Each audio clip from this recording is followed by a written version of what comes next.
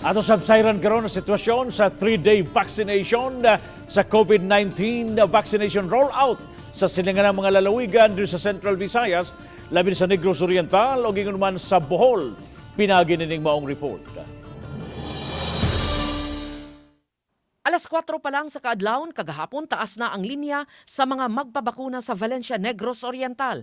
Mukapin sa 2,000 ka mga tao ang naghuwat sa Valencia Gym nga mao'y vaccination center.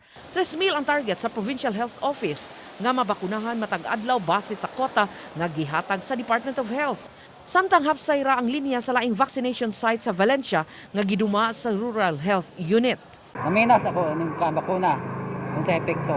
Kailangan na siya kay kuan man akong mga pamilya na pabakuna na sila. Ako na lang wala kay namaw kay batang gamay mahadlo ko ba basta niya injikan ko kuan niya ang side effect. Masaligon ang PHO sa Negros Oriental nga makabot ang target nga 75,000 ka tawo nga mabakunahan sud sa tulo ka adlaw gumikan sa tabang sa mga opisyal sa barangay nga nanghakot sa mga magpabakuna.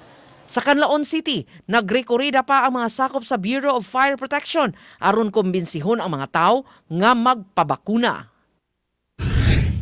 Sa Bohol, gidagsa sab ang vaccination sites alang sa 3-day National Vaccination Days. Sa Tagbilaran City, daghan ang mga taong naglinya sa mga mall diin gipahigayon ang pagpamakuna. Target nga mabakunahan ang 1,000 ka mga tao matag adlaw sa tanang category, apil na ang 12 to 17 years old. Tagbilaran City, almost every day is vaccination day man. Pero special kaya po na ito karon kining kuyog na sa tibuok mga lugar sa tibuok nasod o tibuok probinsya sa Bohol. And pasalamat na kay sanong ang mga tao, tulo ka sites sila o ubay-ubay yun ang niari. Uban ni Clans Gabutin, Chelo Valiena, Balitang Bisdak.